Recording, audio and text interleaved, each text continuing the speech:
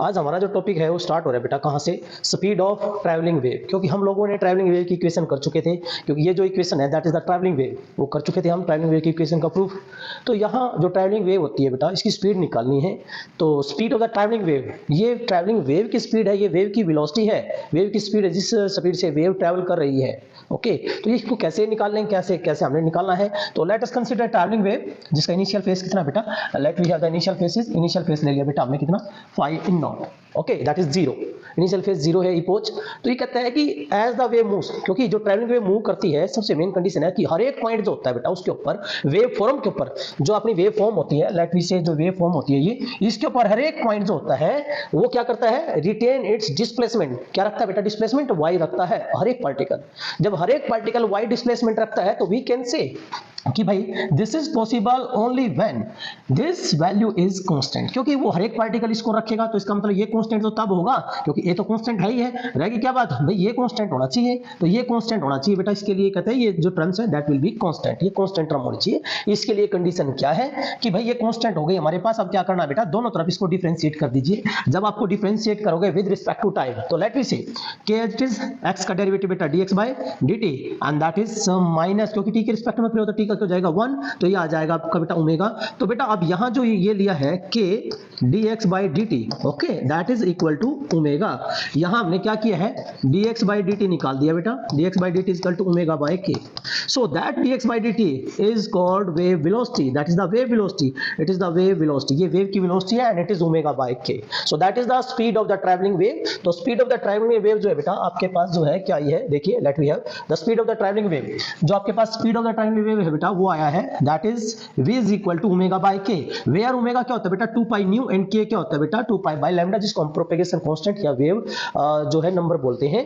तो सो we get here हमें जो है एक इक्वेशन प्राप्त हुई है, ये वाली इक्वेशन, क्योंकि जब आप इसकी वैल्यू पुट करोगे let we have put this v is equal to omega की वैल्यू बेटा 2 पाई न्यू एंड k की वैल्यू बेटा आपके पास 2 pi upon lambda, upon lambda तो लैम्डा यहां चले गया बेटा, इससे ये कैंसिल हो गया। So v is equal to nu into lambda and this is the general equation, it is valid for all progressive wave, सभी वेव प्रोग्रेसिव वेव के लिए वैलिड है ये वाली equation. Okay so we can write here rewrite, so we can rewrite here v is equal to omega by k and that is equal to nu into lambda, ये हम लिख सकते हैं। And this equation is general equation which is valid for all progressive waves. Now next जो concept है बेटा एक याद रखना है, ये जो ट्रैवलिंग वेव है बेटा इसकी जो स्पीड है that is v is equal to omega by k is equal to nu into lambda, that is the general equation, it is usable for every waves, हर एक वेव के लिए आप इसको यूज कर सकते हैं, हर एक वेव के लिए इसको आप यूज कर सकते हैं।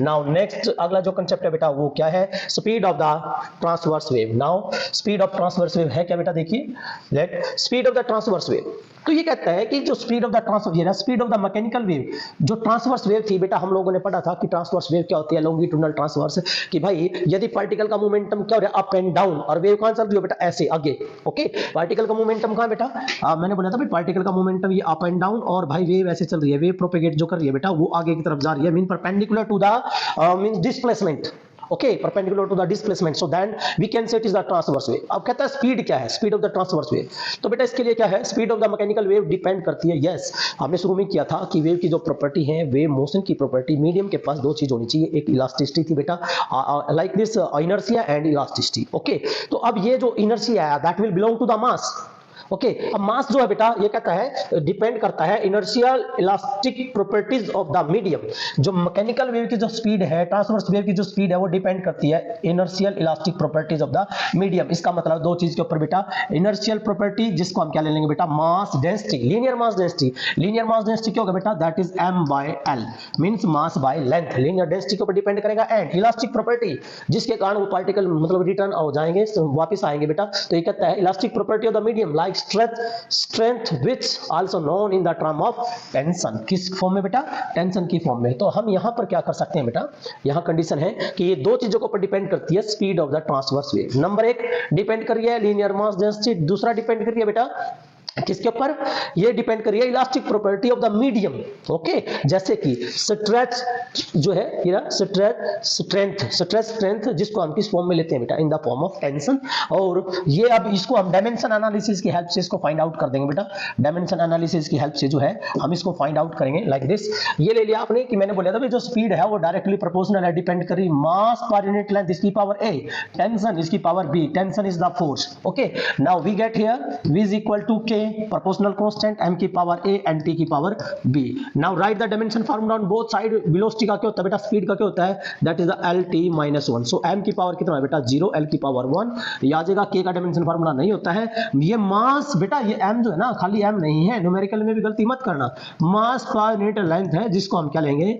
ml minus 1। So that is the m, a है तो m की पावर a, l की power minus a। Now t है बेटा टेंशन। टेंशन क्या होता है बेटा? फोर्स। टेंशन क्या बेटा? That is the force. और फोर्स का सभी को पता है mlt minus 2। ओके, तो यहां m की पावर क्यों जाएगी बेटा? b हो जाएगी, और l की पावर क्यों जाएगा? b हो जाएगी, और t की पावर -2b हो जाएगा। नाउ देखिए बेटा, अब यहां m की पावर कितना है टोटल? m की power a plus b। Okay, this is a plus b। Now l की पावर बेटा -a plus का b, यहाँ गया आपका l की पावर -a प्लस का b। अब t की पावर माइनस का 2b, ये आपके पास आई बेटा यहाँ पर। Now comparing on both side, दोनों तरफ कंपेयर कर दीजिए डायमेंशन को। तो बेटा यहाँ a प्लस b की वैल्यू कितनी है? 0 है। सो वी गेट हियर कि भाई a plus b is equal to 0। It mean a की वैल्यू क्या होगी? -b हो जाएगा। अब b की वैल्यू यहाँ से निकाल दो, बड़ा सिंपल है। देखिए माइनस का 2b इज इक्वल टू इधर कितना बेटा? -1 है तो माइनस से माइनस कैंसिल, तो b की वैल्यू कितनी है बेटा? 1/2 आ गया। तो b की वैल्यू 1/2 है तो a की वैल्यू कितनी हो जाएगी बेटा? -1/2 हो जाएगी। जब ये दोनों वैल्यू आप इसमें पुट करोगे, ये कांस्टेंट है, इसकी value let we have 1, constant 1 ले लिया बेटा हमने। तो यहां जो आया v इज इक्वल टू आया m की पावर a कितना बेटा? -1/2, तो m की पावर -1/2 है। और बेटा जो t है टेंशन की पावर 1/2 है। सभी बच्चों को पता है इसको आगे कैसे किया जा सकता है बेटा। जो है वेलोसिटी या स्पीड जो है हमने क्या लिया है? m की पावर। देखिए बेटा m की पावर क्या है? -1/2। इसको नीचे ले आओ। जब आप इसको नीचे लाओगे क्या हो जाएगा बेटा? ये प्लस हो जाएगा। तो भाई ये ऊपर है t की पावर 1/2, नीचे रहेगा बेटा m की पावर 1/2।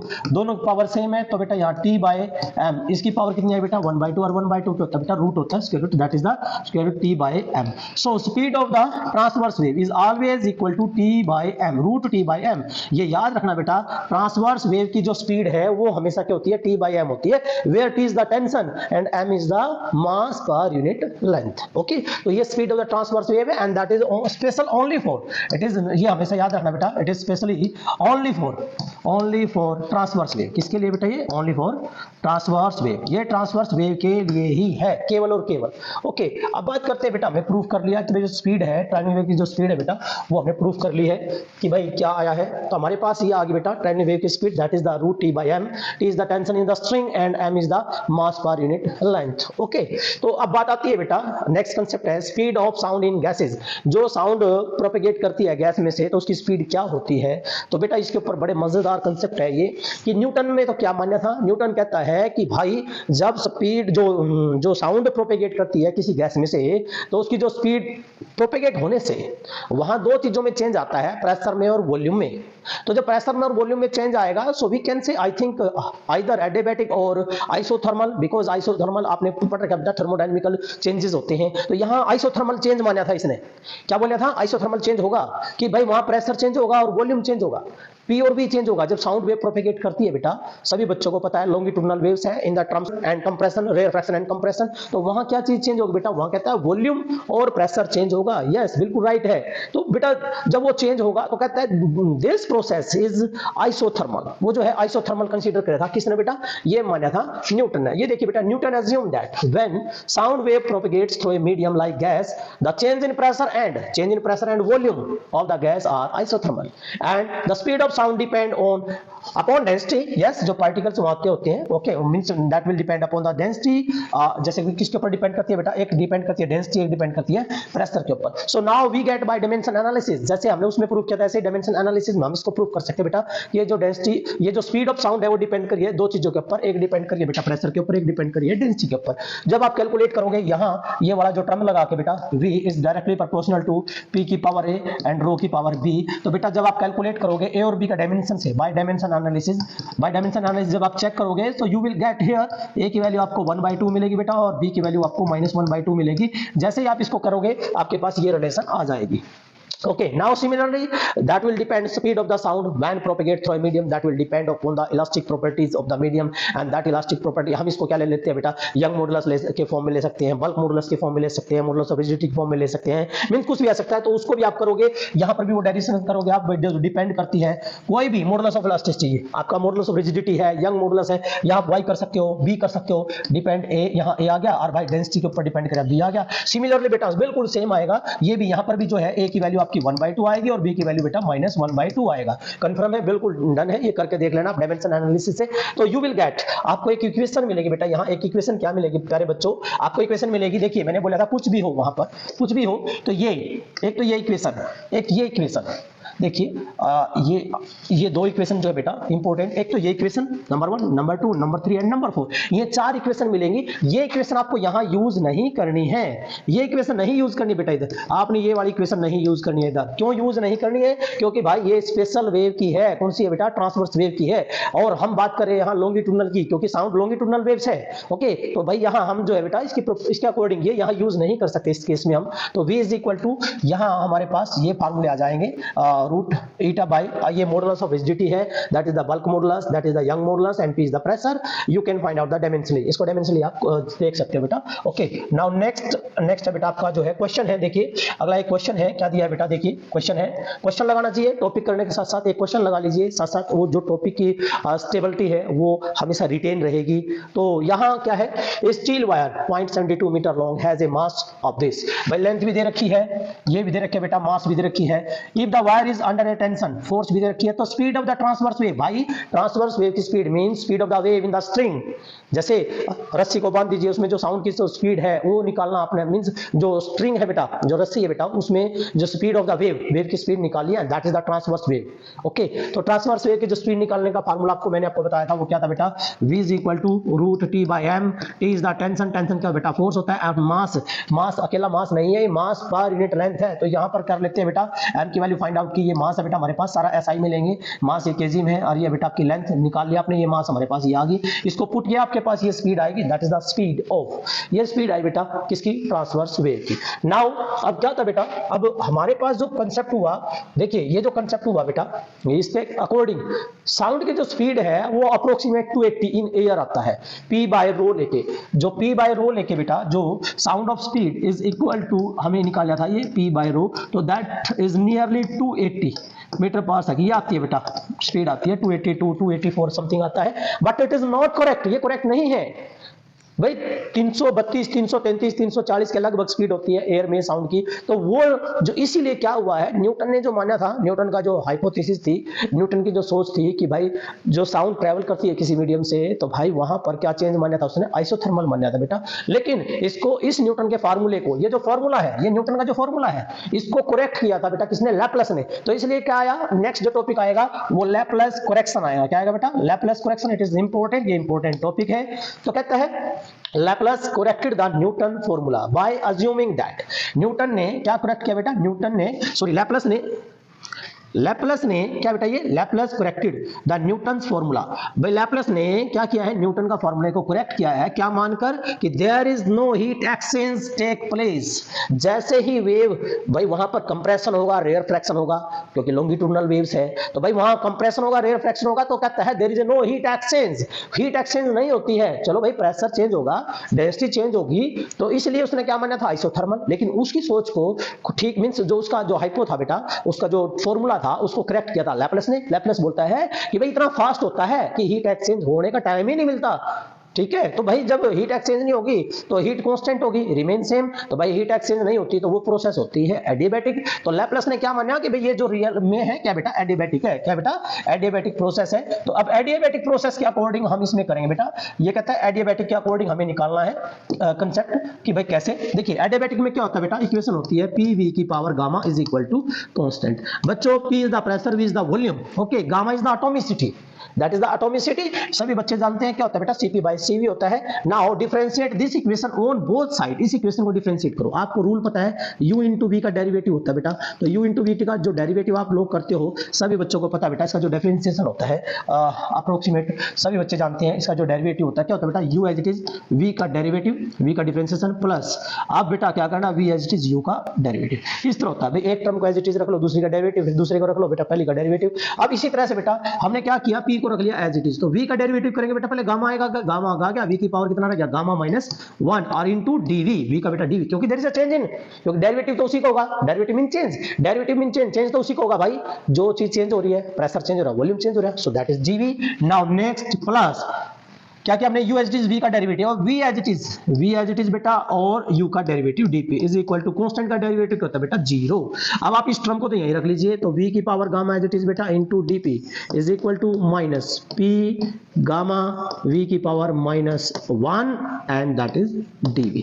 यह है बेटा आपके पास। अब आपने जो है बच्चों क्या करना है यहाँ पर बेटा, ये गामा इंटू p यहीं रख लीजिए और सारी टर्म को इधर लेके आना आप, ठीक है। तो इस टर्म को यहीं रख लीजिए और इस सभी टर्म को इधर लेके आओ। तो बेटा ये मैंने क्या किया, गामा इंटू पी रख लिया उधर ही, और यहाँ क्या किया, इस टर्म को मैं इधर ले आऊं, v की पावर गामा पहले ही था इंटू dp था बेटा, बटे में आ गया यो v की power gamma minus 1 into dv, यह है बेटा, ठीक है। तो यहाँ ये क्या हो सकता है, that is the minus, negative sign बेटा ये रह गया था। अब क्या करना है बेटा, सभी बच्चे देखिए बेटा, हम इस टर्म को ये ऊपर है इसको नीचे ले आए तो क्या हो जाएगा बेटा, माइनस गामा हो जाएगा, तो ये आ जाएगा gamma p is equal to ऊपर क्या रहेगा बेटा dp रह गया माइनस का, और ये रह गया बेटा v की power that is v raise to power v की पावर गामा माइनस 1 तो है ही है, नीचे और लिया बेटा minus gamma and that is dv। तो बेटा ये कैंसल, तो v की पावर क्या रह गया यहाँ माइनस गामा का ये v की, देखिए बेटा सॉरी v गामा में से गामा कैंसिल हो गया, क्या रहेगा बेटा v की पावर माइनस 1, v की पावर माइनस 1 क्या होगा आपका जो है 1 बाई वी, तो 1 बाई वी को हम क्या लिख सकते हैं बेटा, इस टर्म को हम आगे देखो बेटा, आगे जो है लेके जाएंगे इस टर्म को, नेक्स्ट यहाँ क्या करते हैं, gamma into P is equal to ये रहेगा बेटा माइनस dp, और यहाँ पर क्या है बच्चों, यहाँ पर है बेटा dv बाय v, ये आ गया बेटा, क्योंकि v ऊपर जाएगा, क्योंकि v की पावर माइनस 1 है तो ऊपर गया। अब इसको हम ये 1 इसमें ऐसे लिख सकते हैं इस टर्म में, तो बेटा ये जो टर्म है this term is known as, इसको क्या माना था, B for elasticity, modulus of elasticity, bulk modulus of elasticity, लेकिन कौन सा, एडियाबैटिक, तो इसलिए इसका नाम आया बेटा कोफिशिएंट ऑफ एडियाबैटिक इलास्टिसिटी। क्या नाम बेटा इसका, कोफिशिएंट ऑफ एडियाबैटिक इलास्टिसिटी, और ये किसके बराबर है बेटा, ये आया गामा इंटू पी। अब जो इक्वेशन दी थी, न्यूटन ने जो इक्वेशन दी थी वो दी थी, ये स्पीड ऑफ द साउंड जो है बेटा वो क्या था, b बाय रो। अब इसको करेक्ट किया था, इस इक्वेशन को करेक्ट करके यहां पर इस इक्वेशन को करेक्ट करके इसको दिया बेटा, ये लैपलेस ने दिया करेक्ट करके इस इक्वेशन को हमारे पास ये। अब बेटा इसकी वैल्यू पुट कर देते हैं gamma into P, so we get here, हमें अगली इक्वेशन में देखिए क्या मिलेगा, यहां पर ये आपके पास आया बेटा, यहाँ इक्वेशन आ जाएगी, ये इक्वेशन रही, तो यहाँ आप जो है बेटा क्या करोगे, ये इक्वेशन आ गई, क्योंकि आपके पास v इज इक्वल टू क्या आया था बेटा, that is B A and that is rho. B A की वैल्यू क्या थी, गामा इंटू पी था, where gamma is the atomicity, okay, P is the pressure, so that is the speed of the sound in a gas, किसी gas में। और भाई air में निकलना चाहते हो बच्चों, एयर में गामा की वैल्यू जो है बेटा 1.4 ये 1.414 समथिंग लेके आपकी गामा की वैल्यू एयर के लिए होती है बेटा। तो यहां जब आप मल्टीप्लाई करोगे इसकी वैल्यू को 282 से, तो you will get I think 332 metre per second. ये स्पीड है किसकी, साउंड की इन एयर, नियर बाय ये स्पीड आती है and that is the correct. ये क्या थी बेटा, करेक्ट थी, that's why Newton formula is corrected by the Laplace, so it is known as, अबे क्या है, लैपलेस करेक्शन। ये लैपलेस करेक्शन है बेटा, इंपॉर्टेंट है। नाउ मैंने बोला था भाई कोई क्वेश्चन कर लेते हैं साथ के साथ, टॉपिक किया उसके साथ न्यूमेरिकल हो जाए तो दी बेस्ट है। अब न्यूमेरिकल की बारी है, कहता है determine the speed of the sound wave in water. Sound wave की जो स्पीड है बेटा मीडियम में निकालनी है, वाटर के अंदर निकालनी है, जहां पर उसकी वेवलेंथ जो है भाई, ये जो फ्रीक्वेंसी है ये तो फ्रीक्वेंसी और b की वैल्यू ये है, ओके, बिल्कुल सिंपल है बेटा, वही formula speed of the sound that is b by rho. b by rho दे रखे आपको, ये गिवन है बेटा, ठीक है। आपने वो टर्म नहीं यूज करनी है कि आप बोलोगे भाई speed of the corrected formula तो ये था जी, ये था बिल्कुल भाई ठीक है, बट बेटा हमारे पास जो मदर जो इसका जो बिल्कुल पेरेंटल फार्मूला है, पेरेंटल फार्मूला क्या है, बी ए बाय रो। तो भाई बी ए आपको गिवन है, मीन बी डब्ल्यू वाटर का गिवन है, तो that's why you have used the B W, ये आपने बी डब्ल्यू यूज करना है यहाँ पर, तो आपके पास इक्वेशन ये जो है स्पीड आ जाएगी बेटा। अब वेवलेंथ निकालनी है, सभी बच्चों को पता है कि भाई v इक्वल टू मैंने बता रखा है nu into lambda, v equal to nu into lambda. तो बेटा यहाँ आप बच्चों में कंफ्यूजन रहता है इसको लेकर, हमेशा रहता है बेटा, आपने हमेशा चेक कर लेना होता है। इसका dimension formula LT-1 by frequency का T-1, इसका लेंथ बिल्कुल ठीक है, ओके बाई फार्मूला एकदम 1 सेकंड लगती है क्लियरेंस के लिए बेटा, आप चेक कर सकते हो। वेवलेंथ निकाल दी, वेवलेंथ आपकी ये आई बेटा। नाउ नेक्स्ट अगला जो टॉपिक है बेटा, इसके बाद जो नेक्स्ट टॉपिक है बच्चों आपके लिए वो है बेटा factor affecting the velocity of sound. बिल्कुल बहुत अच्छा टॉपिक, बहुत ही अच्छा टॉपिक बेटा, मोस्ट इंपोर्टेंट अच्छा टॉपिक है factor affecting the velocity of sound. भाई कौन कौन से फैक्टर है जो velocity of sound mean speed of sound को अफेक्ट करते हैं। नंबर 1 बेटा, ये फार्मूला हमें पता भी, ये फार्मूला जनरल फार्मूला था, that is the formula of the speed of sound which is corrected by the Laplace. ये लैप्लेस करेक्टेड फार्मूला है। ओके, किस किस के ऊपर डिपेंड करता दिखाई दे रहा है भाई आपको, आपको प्रेशर है, डेंसिटी, यस डेंसिटी है बिल्कुल है, क्योंकि बेटा यदि नीचे है, यदि आप डेंसिटी को बढ़ाओगे तो ये क्या होगी, कम होगी। ये कि डेंसिटी यदि इंक्रीज करेगी तो स्पीड क्या करेगी बेटा, डिक्रीज करेगी। ओके, ये रिलेशन है इसमें। नाउ प्रेशर का इफेक्ट कहता है भाई प्रेशर का इफेक्ट तब तक नहीं होगा जब तक टेंपरेचर कांस्टेंट है। बात मैंने क्या बोली बेटा, प्रेशर का इफेक्ट तब तक नहीं होगा जब तक क्या है, टेंपरेचर कांस्टेंट है, लाइक दिस। नाउ देखिए बेटा, ये लिखा हुआ भी है इसमें कि टेंपरेचर का इफेक्ट जो बेटा कब तक नहीं होगा। देखिए बेटा कहते हैं कि आपके पास ये आ गया, the velocity of the sound is independent of change in pressure till temperature is constant. भाई जब तक टेंपरेचर कांस्टेंट है तो वो इंडिपेंडेंट रहेगी चेंज इन प्रेशर के ऊपर, speed of the sound. Okay, velocity of the sound. Now next is the effect of the temperature. Temperature का क्या इफेक्ट है, तो प्यारे बच्चों यहां से इक्वेशन हमने क्या निकाला बेटा, देखिए हमें जो ये है ये फॉर्मूला निकाला। देखिए आप डेंसिटी से निकालोगे, डेंसिटी की वैल्यू है मास बटे वॉल्यूम पुट करके, मास बाय वॉल्यूम, यहां मास यहां वॉल्यूम, तो पीवी हो गया ऊपर, नीचे गया एम हो गया बेटा। आपने इक्वेशन यूज कर दी, PV equal to nRT, n की वैल्यू बेटा ले ली 1, इसका मतलब है PV equal to nRT, ideal gas equation. तो पीवी की वैल्यू क्या है बेटा, RTI, that is the RT by M। तो ये आ गया speed of the sound, speed of the sound. Okay, so gamma RT by M। तो भाई T के डायरेक्टली है, इट मीन T इंक्रीज होगा। ये रे बेटा, यदि T इंक्रीज है तो स्पीड भी क्या करेगी बेटा, इंक्रीज करेगी। ओके, ये रीजन है बेटा, स्पीड ऑफ द साउंड क्या करेगा, इंक्रीज करेगा यदि टेंपरेचर क्या बेटा, इंक्रीज है। नाउ नेक्स्ट इसी के अकॉर्डिंग है बेटा, अगला जो कंसेप्ट है बेटा इसके अकॉर्डिंग वो है, अगला क्या है, इफेक्ट ऑफ ह्यूमिडिटी। काफी अच्छा टॉपिक है बेटा, इफेक्ट ऑफ ह्यूमिडिटी। ह्यूमिडिटी देखिए बेटा, नमी का क्या इफेक्ट होता है, कहता है ह्यूमिडिटी यदि इंक्रीज होती है तो डेंसिटी क्या होगी बेटा, डिक्रीज होगी। यस, यदि ह्यूमिडिटी क्या होती है बेटा, इंक्रीज होती है तो जो ये डेंसिटी है वो क्या होगी बेटा, डिक्रीज होगी। ठीक है, तो ये कहता है because density of the humid air is less than the density of the dry air. Humid air की जो डेंसिटी होती है बेटा वो क्या होती है, कम होती है देन द ड्राई एयर। तो दैट्स व्हाई उसके बाद आता है बेटा कि भाई effect of frequency. Effect of frequency का कोई इफेक्ट नहीं है साउंड के ऊपर, the speed of sound in air is independent of its frequency. तो ये इफेक्ट है, काफी इंपॉर्टेंट है, काफी अच्छा टॉपिक है ये। नाउ अगला जो कंसेप्ट चलता है बेटा हमारे पास वो चलेगा relationship between speed of sound and RMS speed of the molecules. तो भाई ये भी अच्छा टॉपिक है, relation between speed of sound. वो क्या था ये बेटा आपके पास, that is the speed of the sound formula. Okay, now RMS speed सभी बच्चे जानते हैं, आरएमएस स्पीड क्या होती है गैस के मॉलिक्यूल्स की, भाई वो होता है 3RT/m। ये रहा √3RT/m, ये आ गया बिल्कुल। तो बेटा अब आपने क्या करना है, इस इक्वेशन को इससे डिवाइड कर देना है, इक्वेशन 1 को डिवाइड कर देना है इक्वेशन 2 से। तो V by VRMS, let check here, V by VRMS, तो इसके बटे में यूज आओगा, तो इसका मतलब है बेटा ये root square root gamma RT by M, और भाई इसको जब डिवाइड करोगे हो जाएगा उल्टा, तो यहाँ क्या होगा बेटा M by 3RT। भाई RT से RT कैंसिल, M से M कैंसिल, तो V by VRMS, V by VRMS that is equal to क्या है बेटा आपके पास, गामा। क्या है बेटा, root gamma by 3, root gamma by 3 ये आएगी बेटा टर्म आपके पास, रूट गामा बाय 3। ओके, तो यहां से ये आ गया कि आप इसको VRMS को उधर ले जाओ, that is the VRMS। So we can say कि जो स्पीड की रेशो है, speed of sound and RMS speed of the molecules, that is square root, भाई क्या बेटा, गामा बाय 3 है, square root of gamma by 3। तो that is the most important relation. इसके जो है न्यूमेरिकल बेटा आपके नेट जो है नेट में कई बार देखे गए हैं इस रिलेशन के बेस पर क्वेश्चन।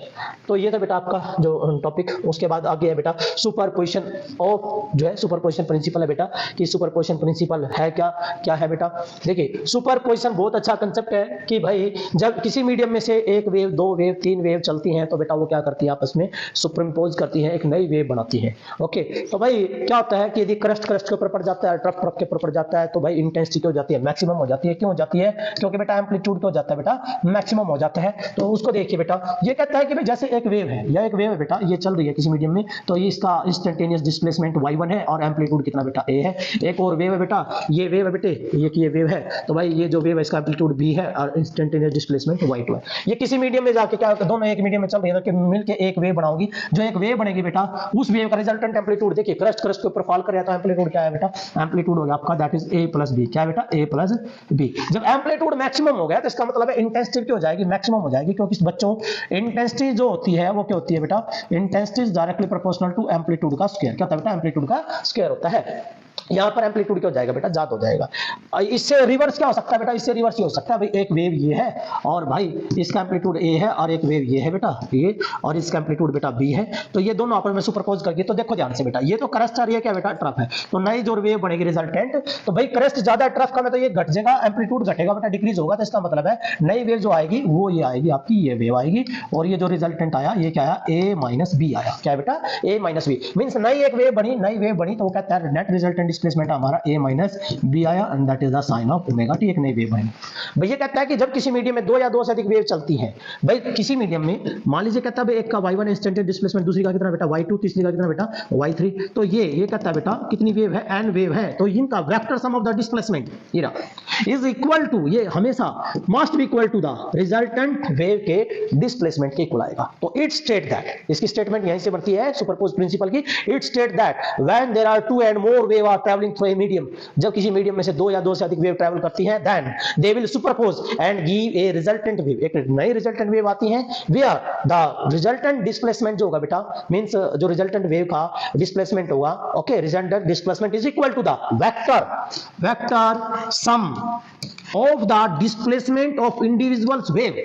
क्या बोले बेटा कि जो नेट डिस्प्लेसमेंट है, resultant displacement of the wave is equal to the vector sum of individual displacement of the individual waves. Okay, तो ये था बेटा आपका सुपरपोज प्रिंसिपल। अब यहां जो है इसमें जो शो किया गया बेटा, देखिए सुपरपोज प्रिंसिपल को कैसे, देखिए बेटा क्या है, देखिए यहां क्या कहता है, किसी it state that the net displacement of the resultant wave which produced when two and more wave meet at a point. भाई जब किसी मीडियम में दो या दो से अधिक वेव चलेंगी तो वो क्या करेंगे बेटा, मीट करेंगी, और नेट जो डिस्प्लेसमेंट आएगा, ये कहता है कि डिस्प्लेसमेंट आएगा that is equal to the vector sum of the displacement of the each wave at that point, जहां पर वो मीट करिए उसी के ऊपर नेट डिस्प्लेसमेंट का क्या हो जाएगा बेटा, नेट डिस्प्लेसमेंट इक्वल आएगा sum of the displacement of the individual waves. तो भाई इसकी एप्लीकेशन क्या क्या बेटा, एप्लीकेशन है इसकी जो सुपरपोज प्रिंसिपल है, नंबर 1 मोस्ट इंपोर्टेंट एप्लीकेशन है ये, भाई बहुत अच्छी एप्लीकेशन है बेटा, याद रखना है, काफी इंपॉर्टेंट है, बहुत अच्छी है बेटा इक्वेशन। ये जो है देखिए, नंबर 1 है stationary wave, number 2 beats, number 3 interference of wave. These are the application of the superpose principal.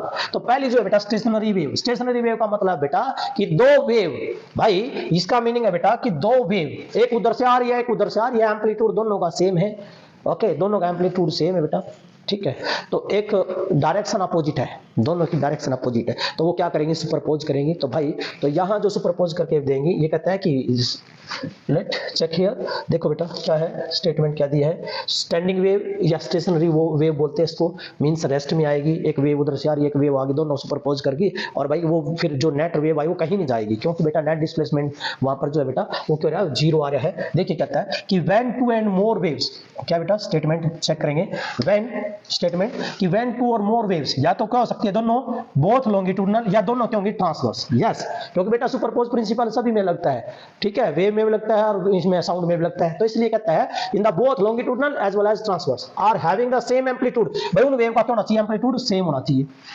Same frequency होनी चाहिए, सेम वेवलेंथ होनी चाहिए, लेकिन ये जो मूव करेंगी सेम स्पीड के साथ बट इन अपोजिट डायरेक्शन। सबसे मेन पॉइंट है बेटा उन दोनों वेव के पास सेम एम्पलीट्यूड, ठीक है, सेम फ्रीक्वेंसी, सेम वेवलेंथ और same speed but in opposite direction and get superimpose with result a new wave, this is called stationary wave या स्टैंडिंग वेव।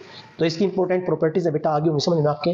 तो भाई type of the stationary wave, stationary wave दो type की होती है बेटा, क्योंकि हमने पढ़ा है ट्रांसवर्स भी हो सकता है लॉन्गिट्यूडनल भी, तो पहले बेटा लॉन्गिट्यूडनल, सेकंड बेटा ट्रांसवर्स स्टेशनरी वेव। तो भाई इससे रिलेटेड कुछ पॉइंट है बेटा, देखिए क्या है, ये कहता है जब एक वेव दूसरी वेव के ऊपर सुपरपोज करती है, जैसे ये करी है यहाँ पर बेटा, ये एक वेव जो है एक वेव दूसरी वेव के ऊपर सुपरपोज कर रही है, ये आ गया बेटा। तो इस केस में क्या है बच्चों, देखिए ये जो पॉइंट है यहाँ पर नेट डिस्प्लेसमेंट कितना हो रहा है, जीरो, कितना हो रहा है बेटा, जीरो। तो ये पॉइंट है यहाँ नेट डिस्प्लेसमेंट क्यों हो रहा है बेटा, मैक्सिमम, यहाँ डिस्प्लेसमेंट क्यों हो रहा है बेटा, जीरो, यहाँ क्यों हो रहा है मैक्सिमम, यहाँ क्यों हो रहा है जीरो, यहाँ क्यों हो रहा है बेटा जीरो, और ये क्यों हो रहा है बेटा मैक्सिमम। तो जहां नेट डिस्प्लेसमेंट जीरो होता हो, ओके, स्टैंडिंग वेव में, तो बेटा उसको बोलते हैं नोड। क्या होता है बेटा ये नोड, और जहां मैक्सिमम होता हो बेटा उसको बोलते हैं हम एंटी नोड। तो बेटा अगले जो टर्म है वो इससे रिलेटेड कुछ टर्म्स हैं, जैसे कि पहला पॉइंट दिया है नोड क्या है। नोड अभी मैंने बोला था बेटा कि a point where the displacement become zero, anti node a point where the net displacement is maximum, and total energy of the stationary wave is, yes important है बेटा कि टोटल एनर्जी है जो स्टेशनरी वेव की वो क्या is the twice of the incident and reflected wave. भाई जो रिफ्लेक्टेड वेव है और आपकी इंसिडेंट वेव है बेटा उसका क्या होगा, ट्वाइस होगा energy of the stationary wave, and the amplitude varies from zero to, भाई नोड पता क्या होगा बेटा जीरो होगा, और मैक्सिमम कहाँ होगा बेटा एनोड पे होगा। तो इसका मतलब है एम्पलीट्यूड किसका, स्टेशनरी वेव का एम्पलीट्यूड जीरो से मैक्सिमम और मैक्सिमम से जीरो वेरी करता है। तो ये आपका इससे रिलेटेड टॉपिक था बेटा, जो है स्टेशनरी वेव से रिलेटेड। तो यहाँ तक टॉपिक है बेटा। नाउ नेक्स्ट एक इसमें कुछ रिलेटेड कंसेप्ट है वो इसमें क्लियर कर लेते हैं। लेट वी हैव, देखिए बेटा क्या है कि the phase difference between two consecutive segment, दो लगातार जो बेटा दो सीगमेंट्स होंगे उनके बीच में जो फेज डिफरेंस होगा वो कितना होगा बेटा 180। कितना होगा बेटा 180। ये किसकी बात कर रहे हैं बेटा, ये प्रॉपर्टी कर रहा है किसकी, आपकी जो स्टैंडिंग वेव है उसकी बात कर रहा है। ओके, स्टेशनरी वेव की बात कर रहा है। The phase difference between the particles vibrating between two consecutive nodes is zero। Phase difference between the particles, way particle जो वाइब्रेट कर रहे हैं किसके बीच में, दो लगातार नोड के बीच में, दो नोड के बीच में, क्योंकि बीच में एंटी नोड तो है, दो पार्टिकल वाइब्रेट कर रहे हैं बेटा, तो उनके बीच में जो फेज डिफरेंस है वो क्या आएगा बेटा जीरो आएगा। Now the normal mode of vibration, normal mode of vibration में हमेशा याद रखना बेटा कि नोड कितने होंगे n+1 और एंटी नोड क्या होंगे बेटा n होंगे। लेट वी हैव, इसको हम चेक कर लेते हैं। मैंने आपको दिखाया था एक वेव दिखाई थी बेटा, यहाँ पर एक वेव आई थी, ये एक वेव है, ये रही वेव बेटा, इसको चेक कर लीजिए। मैंने बोला नोड जो है n+1, तो बेटा नोड कितने 1 2 3 4, तो नोड कितने 4, एंटी नोड कितने पाओगे 3, 1 2 3, एंटी नोड 3 है, दैट इज इनफ। ओके, ये आ गया बेटा। तो नाउ नेक्स्ट जो पॉइंट है वो कहता है कि जो distance between to consecutive node या डिस्टेंस बिटवीन किसके बीच में बेटा, between two consecutive anti node कितना होगा λ/2 में हाफ ऑफ वेवलेंथ हो जाएगा। क्या आएगा बेटा हाफ ऑफ वेवलेंथ। विद दो लगातार नोड्स या दो लगातार एंटी नोड के बीच का जो डिस्टेंस है that is half of wavelength. और distance between two adjacent node and anti node के बीच में क्या आएगा भाई λ/4 आएगा, क्योंकि हाफ पहले हाफ हो रहा है उसका भी हाफ होगा ये, ठीक है, दैट इज λ/4। तो यहाँ ये आप जो बेटा इसमें भी देख सकते हो ये रहा, क्योंकि वेव तो यहाँ से लेकर यहाँ कंप्लीट हो रही है बेटा, ठीक है। तो दो लगातार नोड के बीच में λ/2 दिखाई दे रहा होगा बेटा, क्योंकि वेव तो है बेटा ये यहाँ वेव कंप्लीट हुई आपकी। ओके, तो भाई यहाँ वेव कंप्लीट हुई है, दैट इज द लैम्डा। क्या है बेटा, ये क्या है लैम्डा, वेव की लेंथ। अब भाई दो नोड के बीच में मैंने बोला था कितना है बेटा λ/2, देख लीजिए कितना है बेटा λ/2 है, राइट है भाई। नोड और एंटी नोड के बीच में इसका हाफ हो गया, λ/2 का हाफ हो गया, कितना है बेटा λ/4 हो गया, दैट इज इनफ। ये इसका आंसर बेटा। नाउ नेक्स्ट इसमें जो है बेटा अगला जो पार्ट है वो क्या कहता है कि जैसे होगा बेटा आगे हम जो करेंगे बेटा फ्रीक्वेंसी और मोड ऑफ वाइब्रेशन करेंगे, ये आगे करेंगे नेक्स्ट पार्ट में करेंगे। सो दैट इज आज हमने जो किया बेटा मोस्ट इंपॉर्टेंट पार्ट किया है कि ट्रांसवर्स वेव की जो स्पीड होती है √T/m, ये स्पेशली केस है। और साउंड जो चलती है मीडियम में से एयर में से उसकी स्पीड जो न्यूटन ने निकाली थी वो क्या थी बेटा, वो कंसेप्ट थोड़ा गलत था, उसको करेक्ट किया था लैपलेस ने, and that's why it is known as the Laplace correction. उसके बेस पर काफी अच्छे क्वेश्चन बनते हैं। उसके बाद हमने सुपरपोजिशन ऑफ द वेव किया। सुपरपोजिशन में हमने क्या किया बेटा, हमने देखा कि जब दो wave same amplitude same frequency same wavelength और सेम स्पीड के साथ अपोजिट डायरेक्शन में आ रही है तो क्या बनेगी इंटरस्टैंडिंग वेव बनेगी। और वहां पर हमने नॉर्मल वाइब्रेशन में देखा है कि भाई जो नोड्स हैं वो क्या है n+1 है और एंटी नोड क्या बेटा n है, वो हमने देख लिया है। और उनके बीच में वेवलेंथ और एंटी नोड और नोड के बीच में λ/2, नोड एंटी नोड के बीच में λ/4, ये हम कर चुके हैं आज। सो ओके, ये था बेटा टॉपिक। Thank you.